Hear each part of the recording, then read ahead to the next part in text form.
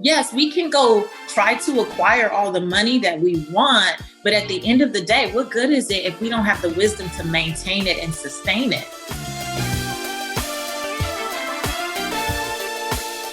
Hey there, this is Patrice Washington from patricewashington.com, where we chase purpose, not money. Welcome back to another episode of Redefining Wealth. And if you're brand new, here's what you need to know. This is a community that believes that wealth is so much more than just money and material possessions. We believe in the 12th century definition of wealth, which is the condition of well-being. And so every week, we focus on well-being in 6 pillars. And these are the areas of life that impact our finances, even when we're not thinking about it. If you need to get caught up, and I suggest you do, head to patricewashington.com/start here. Again, the pillars can be broken down for you at patricewashington.com/start here. Before we dive into this week's episode, it's brought to you by our Redefining Wealth private Facebook community. Yes, we have a community of purpose chasers from all over the globe.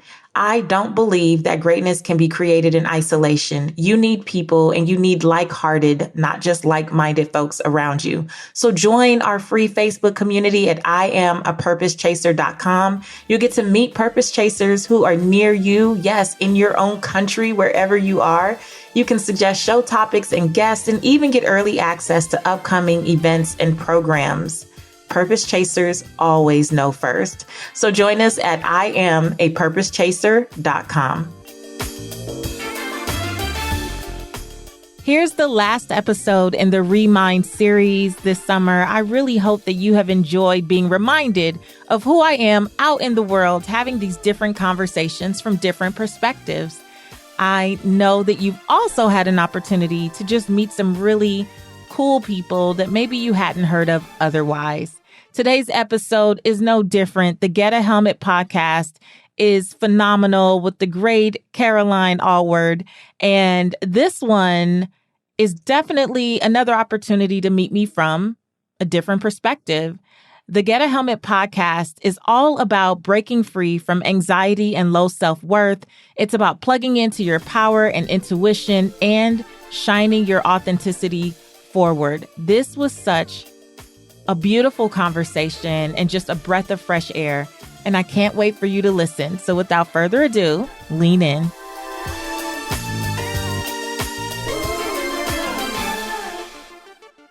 Patrice, I'm so excited to have you on the show. Thank you for being here. I know that there's so much for me to learn from you. I guess the first place to start is tell me what your money story is. What is your history and your past with money and why you decided to do this work? Well, I think like many Americans in particular, Caroline, my money story started with not having any very direct conversations about money as a kid. I learned indirectly by listening to what people were saying and not saying or doing and not doing. I picked up, good and bad habits from those around me, in particular, my single mom and my single grandmother who raised me. And so when I got to the University of Southern California and I was walking down that corridor with the credit card people lined up giving away T-shirts and Frisbees, I was like, sign me up. What do I need to do? They're like, put your social down. And at 18 years old, after just having really learned my social to apply to get into college, I was like, give me the visor, the T-shirt, and the knapsack, and the fanny pack. Whatever you have with USC on it, I want it. And what that got me was 5 credit cards and $18,000 worth of debt by the time I was a senior in college 4 years later. And I was introduced to real estate actually at around 19. So I had this awareness of personal finance. I still wasn't connecting the two, but in my introduction to the real estate industry, I started to learn a little bit more about savings, about debt elimination, about how credit cards actually worked. And I was learning because I was helping with files of people who were twice my age, 3 times my age, buying their first homes, but they had no idea about very basic personal finance concepts. And so in order to help myself be better at what I thought would just be a quick little job to make some money, I started to research more and more about money. I was fascinated by it. By 21 years old, I became a real estate and mortgage broker during my senior year in college. And by 25, that business was a 7-figure business that my now husband, then good friend, and I ran. And I thought that I had hit the lotto. I thought, Caroline, that I would, ride off into the sunset, making great money, living how I wanted to live. I'm from Leimert Park, South Central Los Angeles, where I didn't grow up with seeing people with fancy cars or big houses or, any of the luxury things. And here I am, 26, 27 years old, and I have all of those things and then some. And the recession hit. And when the Great Recession began, as someone who was in real estate, we got the brunt of it very early. And I went from this 7-figure business to less than 18 months later, scraping up change to feed my newborn daughter. At the time that the banks were starting to close down, I had taken a fall down the stairs and I was in preterm labor in the hospital at just 20 weeks pregnant. And they said, ma'am, when I got to the emergency room, ma'am, I'm sorry, this baby is coming any minute now. There's nothing we can do. And I did the only thing I knew to do at the time, pray. And I start asking other people, calling people, asking them to pray. And what was supposed to be any minute now turned into me being on hospital bed rest for 10 weeks. And during the 10 weeks, I'm laying in the hospital. I have 16 real estate agents and loan officers on my team who cannot close a deal to save their lives. And I'm watching the banks on the news every day that we work with close down one by one. And so the opportunities to even remotely get a file closed just started to disappear one by one. And I remember one day I was so upset and I was panicking.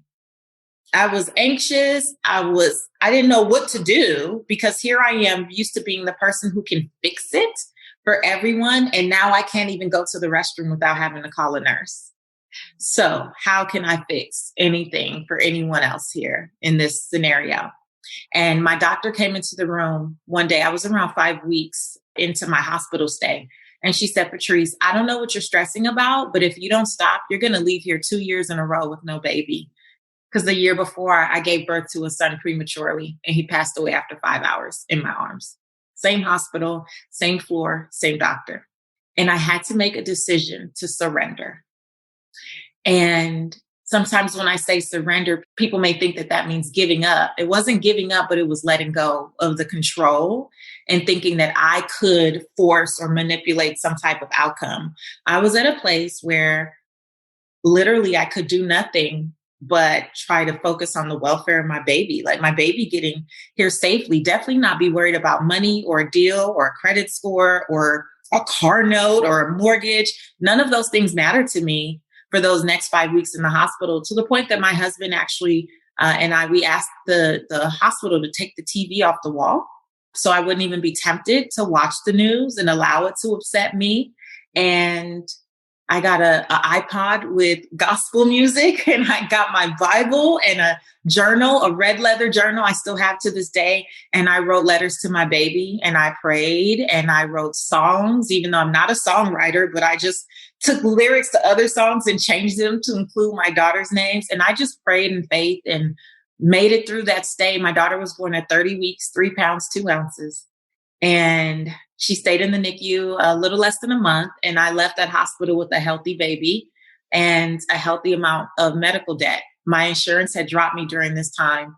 And Caroline, I ended up with nearly $400,000 in medical debt, and no deals had closed, maybe 1 or 2, but nothing in comparison to all the things that I had going on at the time. And so my money story is one of a lot of ups and downs, I think, like many of us. But I also believe that entire season is what brought me to my defining moment and what I call my purpose in life and why I do what I do now. And the reason that I'm so, it's one thing to have passion. I became passionate about financial education when I was learning and reading the books and going to seminars. But now I have compassion. And had I not gone through that season, there's no way I could have the compassion that I have for people today. It would be impossible. And so my defining moment was when we sold everything in our 6,000 square foot home in Southern California that had foreclosed. Our 2 luxury vehicles had been repossessed, and we drove across country after selling everything on Craigslist in a weekend to live in a 600 square foot box of an apartment in Metairie, Louisiana. And in that place is where I had another moment to surrender. By then, my daughter was about 9-10 months old. And my husband had taken her somewhere. And I'll never forget the day I was in my little tiny bathroom, which I would say at that time was my Helme. It was the one place that I could go and just have some peace and get away and not let my family see me cry, which at that time I thought was a sign of weakness. So I was not comfortable crying in front of them. And I remember my husband took my daughter. I'm in that little bathroom and I'm in the mirror going, God, why me? Now, why me? I've been a good person. I don't bother people. I treat people with integrity. Like I try to operate my business in integrity. I did it right. I went to school. I got good grades. I graduated with honors. I started it. Like I'm rehearsing this like we do sometimes, right? I'm going, wow, you did all this stuff. So how is it possible for you to be in this place? And I had, I call it like a come to Jesus moment. I was on the bathroom floor. It started, I was in the mirror and then it turned into just like kind of tearing up. And then it turned into the bawling and snotting and crying. And then it turned into just on the bathroom floor in fetal position. And let me tell you, if you never had that moment, you're blessed. Kind of like, why is it always the bathroom floor? I feel like for every person, it's like, I was in my bathroom crying on the floor. It's the bathroom floor. I'm telling you, like it goes down in the bathroom. I was on that bathroom floor, literally balled up in fetal position, bawling, crying, and just like, God, why me? And I acknowledge it as like this still small voice, but I felt compelled to get my Bible. And I ended up on this scripture. It was Proverbs 17:16. And it said, what good is money in the hands of a fool if they have no desire to seek wisdom? What good is money in the hands of a fool if they have no desire to seek wisdom? And I always tell people, doesn't matter what your faith is. That is an amazing quote. Like that is something to tuck away and be reminded that yes, we can go try to acquire all the money that we want, but at the end of the day, what good is it if we don't have the wisdom to maintain it and sustain it? And that's the season I was in of like, okay, I thought that it was all about, getting the degrees and the licenses and the certifications. And as long as I'm focused on being smarter, I should be fine. But there's a difference between knowledge and information and wisdom. Wisdom is the application of knowledge. And I can tell you, not only did I think crying was a weakness, I used to think that asking for help was a weakness. So we went through all of this suffering in silence. My mom didn't even know what was going on with us. Wow. Wow. And that was the wake-up call that there's no way. What good would it be to even rebuild my life if it wasn't based in wisdom, if it wasn't rooted in knowing how to seek wise counsel, being okay with saying, I don't know what I don't know. What good would it be? And that was March 9th, 2009. And ever since that day, I have literally been on this mission of, if I can impact one person each day, then I did what I came to do, because this is too good to keep to myself. And that's what I've been doing. Oh my gosh. I mean, what a story. Thank you so much for sharing that. It's incredible. There's so many moments there that are, like you said, those like come to Jesus moments and having to deeply surrender when all you want to do is try to control. And, sharing your upbringing just a little bit and not having money growing up and kind of struggling a little bit. And then getting to a place where you feel like I've done the thing, I've gotten into the good school. And now all the companies are telling you, here's some money for you. You're like, great, money will save me. Having the money will save me, and having the, being rich will save me, when really it's like you said in the hospital, the compassion that you had to access and the vulnerability and just listening to that inner voice and that higher voice and whatever it is that you believe in, God, universe, source, the trees, whatever it is, there's something guiding you and you listened, and that's huge. I know. It's funny. I think about all the times that I haven't though. Yes. Can relate. Yeah. There's, if I were to be honest, looking back, there were signs. I call it like the boulder effect, right? before like things usually drop on you, there were little pebbles, little rocks, little stones that kind of were placed along the path that were like, hey, watch out. Hey, you may want to, course correct here. You don't want to go down that path. And in my, I don't know if it was just the youth, but I was ignorant to those signs. Because when I look back, I remember running into, I think his name was Jerry, and he was another mortgage broker in my office building and much older than I was. I'm in my 20s. He may have been in his 50s or maybe 60. So he had been around the block. He remembers the recessions in the 80s and, he remembers all those things. And here I am young. I really don't have a frame of reference for those things. I'm just like 21, 22, 23 making money. So to me, this will go on forever. Right. And I remember 2 or 3 months before I went into the hospital, Jerry, I saw in the parking structure, and he was packing his car up with like a box with like desk stuff. And I knew he owned the company. I'm like, he couldn't have gotten fired. Like, what's happening? And he's like, oh, we've negotiated getting out of our lease. He's like, we're all going to work from home, or they're like, my team's going to work in my home office. And I thought to myself, poor Jerry, he just must not be closing deals, right? But what I remember about Jerry is he would always say, did you read the paper? Did you read the paper? He would always say that. Do you read the paper? And I go, I don't really read the paper. If I would see him, we had a common kind of breakout area, room, kitchenette area. I'm like, no, I don't really read that. But he was always reading the paper. So he knew what was coming. Wow. He knew he heard the murmurings of what was coming. And I had actually just renewed my lease in that building, which I was in a pretty expensive area in Manhattan Beach, California. So those are the things though, Caroline, where you're like, you know what? There were little things that happened along the path and I didn't heed. And this is a part of why I said I wasn't used to seeking wise counsel. I didn't understand mentoring. Now mentoring, coaching, all these things, we talk about it so regularly. It's just common knowledge. But back then I had never really heard of the concept much. Totally. So I wouldn't have even known to say, I don't know what I don't know, and then gone to seek help. I wasn't raised to do that. I was raised to figure it out.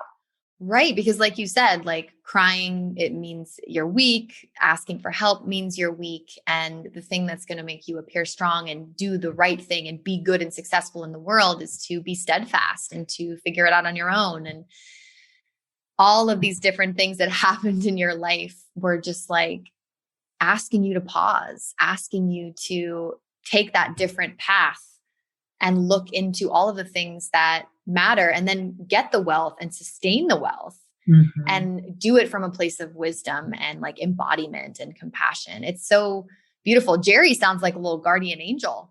Oh my gosh.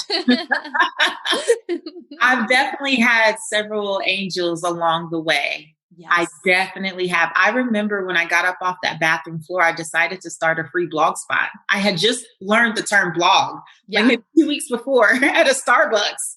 And I saw these women blog, on their computers. And I was new in Metairie, Louisiana. And I was like, what are you guys doing? And they were like, we're bloggers. And I was like, and that means what? Like, what? And you go to work and do what? And they were like, we're mommy bloggers. I had no concept of that. I had a brick and mortar business. I didn't know anything about online stuff. But when they explained the concept, I was like, oh, that's nice. I never intended to be a mommy blogger or anything. So I was like, tuck it away for later. I don't know. Yeah. Well, I get up off the bathroom floor and the next morning I'm like, I could be a blogger. I just pulled it out. I was like, oh, I could be a blogger. I should share this scripture and what I'm learning with other people. Like I should talk about money principles from the Bible or, from a spiritual perspective and all this. And so I started this ugly blogspot.com. Caroline, it was the ugliest thing you've ever seen, but thank goodness it got me here because sometimes you just have to start. It's not perfection. It's obedience. You just have to start. So I started, and I did it weekly for several weeks, actually for some months. And at first my mom would read and, she would give me feedback and stuff. My husband would read, a few friends would read. And I was okay with that because I was like, if it helps, somebody else. I didn't know anything I didn't have Facebook or LinkedIn or any of these things. I was just starting.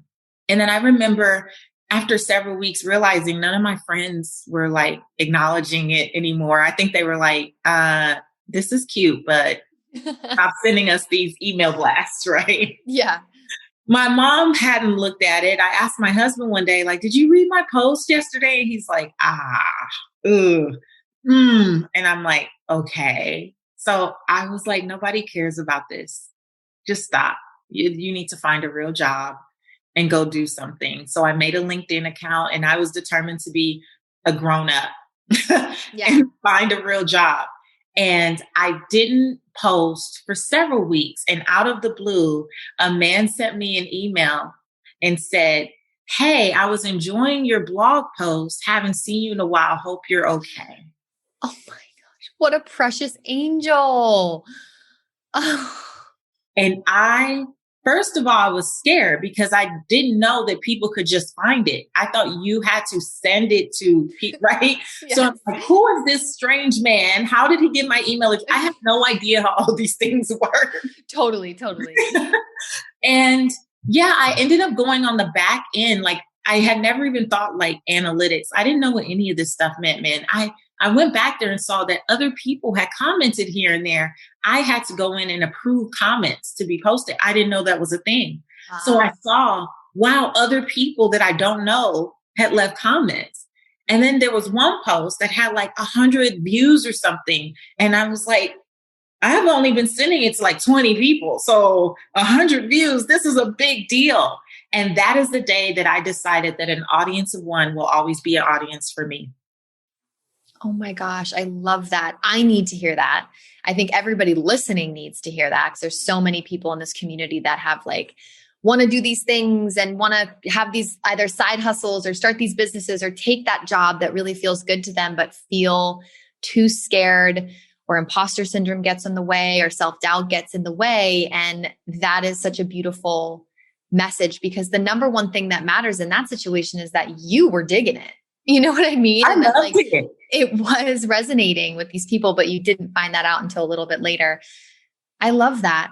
I love that alignment that kind of came through and now you are where you are today. I guess things just continued to grow and that's how they did. Wow. Yeah, they did. That free blog spot, which by the way, is still up to this day. I always use it as an example for my clients. Don't look at my website today and go, well, I don't have what Patrice has, so I can't do it. I'm like, there have been many iterations, starting with that blog spot.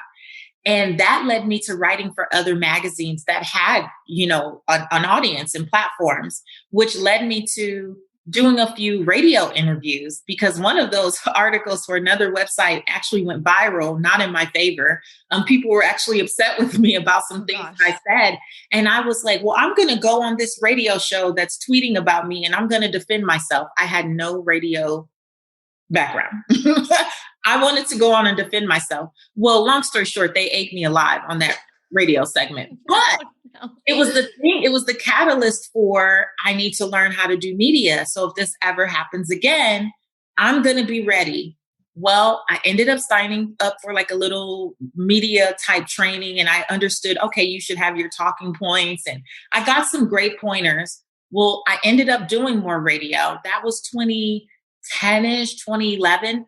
2014, I became the personal finance voice of the Steve Harvey Morning Show, which was a nationally syndicated radio show where I had a weekly segment.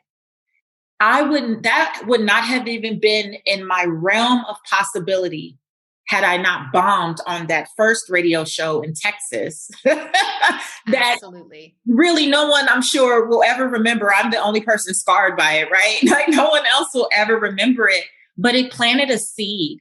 And along every step of this journey, it's just been divinely guided and aligned. And so even when things are not going our way, because I was rejected for potential show opportunities before then, but then I landed a big fish, which was much better than what I had even conceived in my own mind, right? But the thing was to stay committed to the vision, right? And Lisa Nichols taught me this. She says, stay committed to the vision, not attached to how you get there. My heart was to serve people and restore hope if they had experienced any type of financial trauma or financial failures, heartbreak, any of that stuff. How could I be someone who could use my testimony to remind people that it's not over because you have a bad credit score? Okay. It's not over because you've had some negative bank balances. It's not over if you've had to file bankruptcy. It's not over if you've had a car repossessed. You can literally turn this thing around and do it in a way that's authentic to you. It is possible. And my one hope is like to help people redefine wealth and understand that even this journey of wealth building is not just about money and material possessions. If you focus on that, you're going to miss it. You might get there to some extent, but will it be sustainable? Will you be able to maintain it? And will you do it with a sense of ease and grace and peace? Probably not. So I'm committed to that, Caroline. I'm not attached to what it looks like, though. Oh, I love that. That's beautiful. Like not being attached to what it looks like and really looking at these quote unquote failures as like reroutes and pivots and actually blessings that would get you to the place that you needed to be, to get you on that radio show and to get your voice out to even more people, and I think when we talk about money, so many people are struggling with, number one, getting the income to just come in, like feeling that block. There's that one. And then there's the block of, okay, I know how to make the money. I can make the money, but how do I make more? Or how do I sustain it? And I know that there's probably so much that you have to share on these two different blocks. Yeah. There's like the energetic piece to it. There's the very tangible, practical piece to it. So like, what would you say to someone who's struggling with making money in their business? Let's start there. If you're struggling with making money in your business, I'm going to submit to you that the problem is probably not the business. Like the problem is not money and it's not necessarily the business. At Redefining Wealth, we start with what we call the fit pillar. And that's about becoming your best self. And a lot of people instantly assume, Caroline, that I mean just physically fit. That is definitely a component, right? Yes, you need to be physically able to walk into this vision that you say you have. We get one vessel and you have a duty and responsibility to nurture and nourish that vessel so that it can perform and do what you need it to do. Because let's face it, gone should be the days that you are working for 50 years to retire and possibly die shortly thereafter because you really didn't take care of yourself the whole 50 years to begin with, right? Like that's not what we're doing. We're not trying to. It's so real though. It's so real. It's real. I see it every day. And I just turned 40. So I'm at the age now where my friends, our parents are aging. We're in that sandwich generation. So we're seeing, Mrs. So-and-so retired in March, dead in May. Spent her whole life taking care of everyone, saying, when I retire, then I'll sleep. When I retire, then I'll do these things. No, those days are over. Like we have to take better care of ourselves, especially as women entrepreneurs who wear so many hats. And we're always thinking about how everyone else could be served, but then we keep sliding ourselves down that list. And in the name of I'm chasing my purpose. And I've been there. So I'm not judging. I'm just saying I had to come to the wake up call myself that's not the thing. Yeah. But for the business owner who is struggling to get to the next level, I would suggest the idea that maybe there's something going on mentally, right? There's obviously blocks are mental. So there's a mental block. But I will say for me, I grew up feeling very ugly.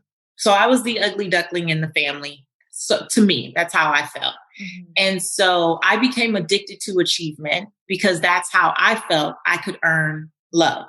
Totally. So everybody else may be cute, but damn it, Patrice is going to get an A. We know that. She's going to be class president.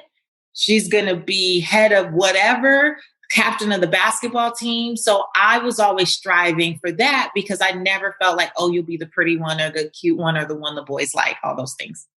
Well, obviously that follows you, right? You don't leave high school and it just drops off. I wish it did, but it doesn't. Right. Right. So that follows you though. Well, I was 22 years old when my now husband, then boyfriend, surprised me. I had gone on a trip to Europe with my best friend for her college graduation.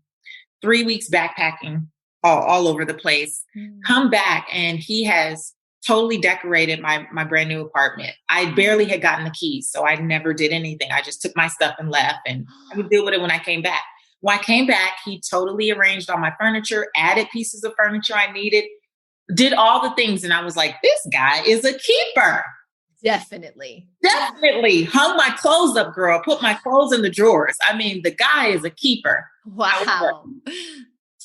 But he blew up pictures that he liked of me and had them all over the apartment. And I didn't like to look at myself. And we have been best friends.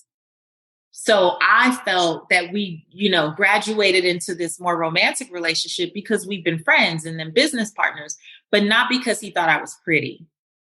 And so I, again, crying. I swear I don't cry all day, guys, but it is what it is. Here I am crying. And he's like, well, what's wrong? And I'm like, why would you do that? It's like, I thought you would love this. And I'm like, but why would you put those pictures up? He's like, pictures of you? He could not understand, like, what is wrong with this girl? So I start telling him, like, I don't like looking at myself. I don't like that. You have to take those down. And all he could say is, I think that maybe you should talk to somebody. Maybe you should. So yeah, he's like, this chick, she needs therapy, like desperately. So I started going to therapy like less than a month later. I was 22 years old at that time.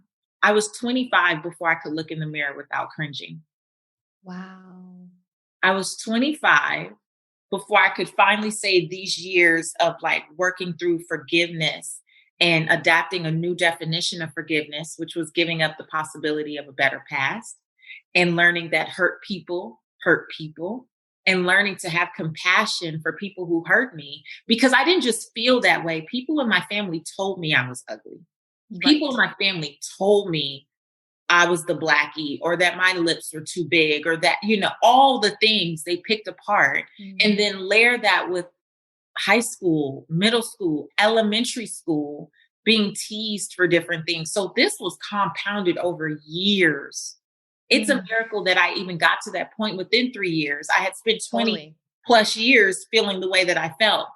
And I say that to say, though, when I look at my life today, and when I see my face on several books, when I look at the fact that I, have done years, and I continue to do years of national television and speaking on stages with thousands of people and all those things, Caroline, there's no way I could be this person. There's no way that I could walk into the wealth that was destined for me had I not done my part to go heal my childhood trauma. And I want everyone listening to hear me. You may not need another certification. You may not need another degree. You may not need to sign up for another 10 courses with any of us, right? You may need to go sit down and deal and heal your childhood trauma, because your business is only going to grow to the extent that you're willing to invest in your healing. When you invest in that healing, you will start to chip away at those blocks that are keeping you from raising your hand, from making the sales call, from doing the marketing that you've already taken courses to learn how to do, from doing all of the things that you've read all the books about. You know what to do, but that mental block is coming probably not from who you are today, but something that happened to you many years ago. Absolutely. That is such a powerful message. And I think that we all have our different like experiences of that, whether it's like the big T trauma or little T, like someone made fun of you on the playground kind of thing. What matters is how we remember it, like how our subconscious perceives those experiences, and whether it was directly said to you or it wasn't, it's like what's coming up in your body and in your nervous system that's getting in the way of you doing what you said, getting on the sales call, jumping on your Instagram stories, whatever it is, writing the book. And I think that it's so important to talk about money in this way because we're like, okay, make the money, get the job, cool, do the things, do all the marketing courses, blah, blah, blah, blah. But it's like, do you love you? Girl. Are you in the way of you, you know? Yeah, because the other part to that though is it's a worthiness thing. A lot of times when we're dealing with the imposter syndrome and we're scared to charge for our worth, and we're like, it's a worthiness thing, and it's not rooted in the fact that you're not smart enough. Because I, like in my programs, I coach women who have way more degrees than I do. I'm like, I don't even know what all these letters mean. Like, you'll have to tell me, right? You're way more book smart than me. But I've been doing a lot of the mental work to, like Patrice, as Patrice for Patrice. Therefore, when I do something, I don't have to perform. Like, there's no performance. There's no like, let me go be this. Like, I am the same on and off the stage because I'm just okay with being me. And whenever we're dealing with that imposter syndrome, it's like, no matter what I do, no matter what books you read, what courses you take, what letters you get behind your name, still somehow you're not enough.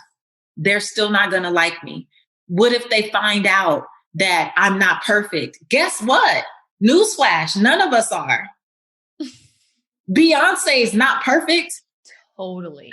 Celine Dion is not perfect. Whoever you love out there, they're not perfect. Our responsibility is not to be a perfect 10.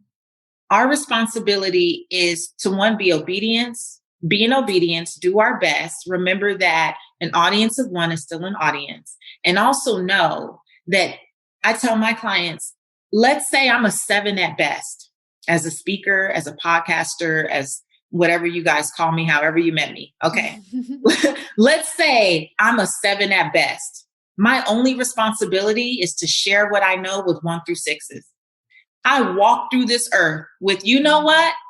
There's someone at a 1 who just started a free blogspot.com. And boy, if I could share with her my journey of how I went from that to what I do now and where I am now, completely restored, well and beyond where I was when I lost everything.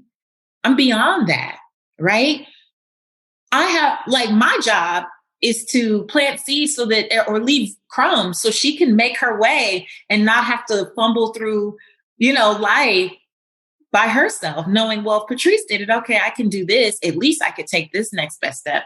My job is not to go look for 10. My job is not to go try to teach Beyonce how to dance. Oh my gosh, she would dance me under the table. The dancing's not my ministry, right?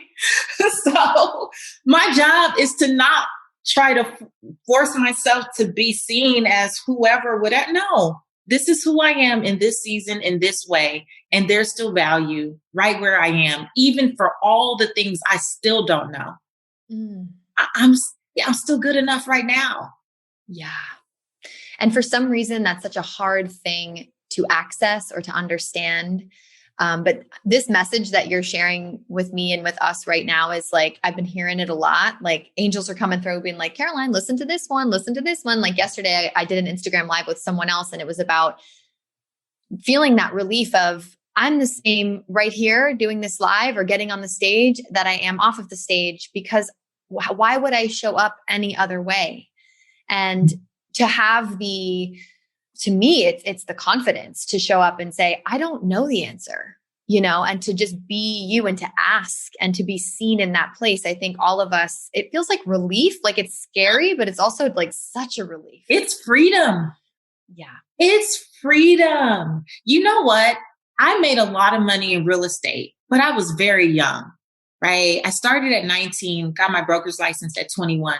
I spent a lot of time trying to prove to people that I was old enough, because I was 21, but I probably looked 15 on a good day. That is so young. That is so, so young. You know, I'm super young, and I'm already wanting to prove that I'm smart and prove, that I belong and that you should trust me and that I should have 40-year-olds on my team when I was in my early 20s. That was so heavy. Yeah. No wonder I couldn't hear Jerry. Yeah. There was so much noise from my family, like growing up, from that, all the chatter of me not being good enough and me not being pretty enough. And like all the things were already there. That's what I tell people. It's not that you don't know what you should do. Your mind is too cluttered to receive it. Money is not hard. So even for people, it's not a business thing. It's like, okay, I'm making money, but why does it seem that I can't really manage it? And I hear all the time, well, I'm a creative. I'm creative, so that's not really my thing. It's like, well, money is all of our thing though, because totally. we all need it, right? Totally. Yeah. This has been like, I don't like to feed into that narrative of like, just because I'm an artist and I make films and I make art, whatever, that I can't have money, right? Like the thing is that money has been kind of demonized for a lot of us because it's like if you want money and you have money, then you're a greedy person and it's bad. And it's like, well, the reality is that a lot of those people exist in the world, and there are a lot of really good people that exist in the world as well. And can we kind of, like you said, do the mindset work, get in there and figure out, heal your stuff, whether it's your childhood stuff or those stories that you carry in your body about money, which I know I definitely like, going to art school. I went to SCAD in Savannah, Georgia, and like going and being like, but I'm an artist, and like my own money story and past tells me that like, but if I want money, that means I'm a bad person. But it's like, no, it's actually going to empower me to be the best version of myself that I could possibly be. So it's like, all of this is just, I look at it as a way to be able to do more good in the world too. Because the truth is, if I can't pay my bills, how can I give to the magnitude that I want to? You can't. There's so many issues going on. For me, there's all these social justice issues, and my heart breaks for, Black maternal rates, like dying at childbirth. They're crazy. I was one of those people with my son. I could have died in that hospital because they did not care, because they thought I was just some young Black kid that didn't, even though I was a 25-year-old woman, but I looked 13 or 14. So they tried to, just disregard. I think about all these things and the organizations that I can give to support. I can't do that without money. So at some point you have to understand that it is beyond you and your basic living. Your basic living is basic. Like that's nothing. That's just for you to keep food and shelter, right? But your legacy, no one's going to be like, you know what? Caroline paid her rent on time every month. Oh, your landlord's not going to stand up and do that at your funeral. Your mortgage company is not going to come out and be like, now, I don't know about you guys, but boy, was that mortgage on time without fail for 30 years. Those are not the things that you will be remembered for. Those are not the things that will ensure that when it's your time to go, people will truly be moved. And you will be missed because of what you were able to do in their lives. And not because you were always able to financially give, but also give of your time, give of your expertise, give of your presence. Having the money creates a freedom so that, yes, I get paid 5 figures to speak. But, I speak at a lot of nonprofits to help single mothers too in South Central Los Angeles, where I'm from. And they don't pay a dime. Cool. And I don't want them to pay a dime, right? Those that can pay so that I can have the time to invest in those that can't. That's what money does. Yes, you're exactly right. I mean, I love this so much. And it's bigger than you, like you said, it's bigger than the money, but it's also about, going back to what you said before, it's about that audience of one. It's about that person hearing you on your journey, tell your story, and being able to get in front of more people there, like speaking in those places where you're from. And it's so powerful. And I needed to hear this again. Like I'm really working on this myself right now, but I'm like, I needed to hear this again. And I feel like so many people in my community and in my closer circles, like we all need to hear this. I'm going to send them this episode because it's so simple, but for some reason hard to kind of integrate. So I love this so much. And I'm sure your book is phenomenal. I was just going to say, you know what? That's why I wrote the book in the way that I did. So that, and it's Redefine Wealth for Yourself, that you can literally open it to any page and have that one mini lesson for the day. It almost, as I like in hindsight, it almost feels like a devotional, not because it's super churchy, but because it's like, you know how you can open a devotional to a day and you're like, what's the lesson for the day?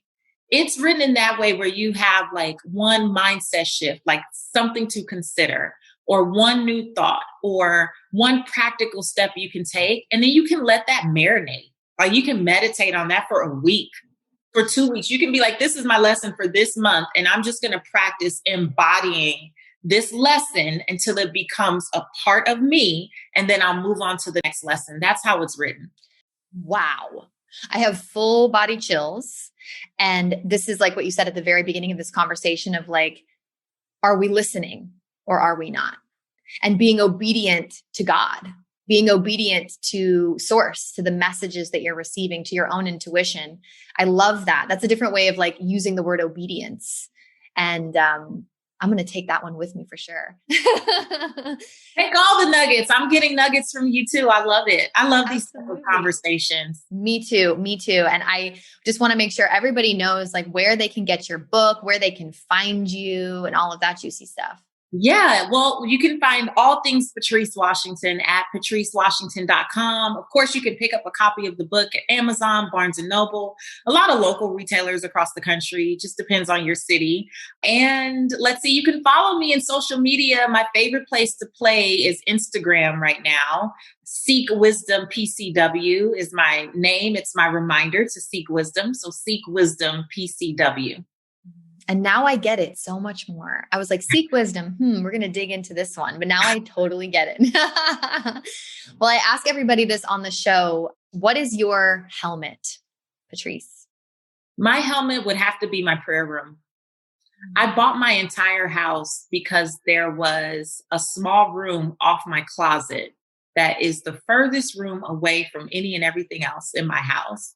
And I walked in and instantly, energetically felt at peace. Like, this is where I'm supposed to be.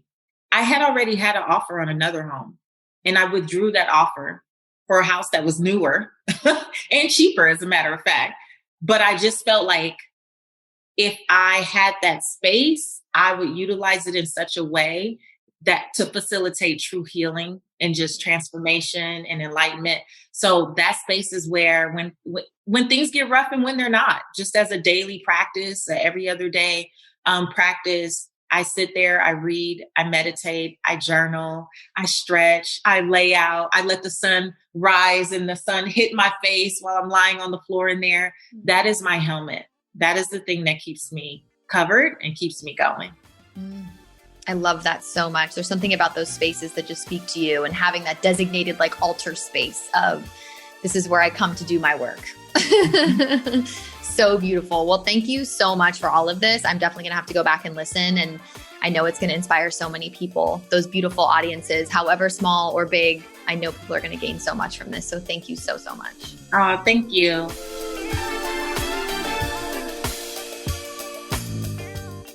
Okay, I hope you enjoyed this episode as well. Again, just another opportunity to get to know a little bit more about me from possibly a different perspective. Shout out to Caroline for such a thoughtful interview. What a soul sister type conversation. I just really, really enjoyed that conversation, and I hope that you did too. So next week, I'll be back with a brand new episode, and I can't wait for you to hear it. I'm super excited. And just know, I believe by the time you hear this, I will be rejuvenated and refreshed and all those great things and so ready to just continue to pour into the Redefining Wealth community. Thank you so much for grace. Thank you so much for all the well wishes, the prayers. I just really appreciate this community. I'm just grateful, super grateful. So until next time, I want you to go live your life's purpose, find fulfillment, and earn more without ever chasing money. I'll talk to you soon. Bye-bye.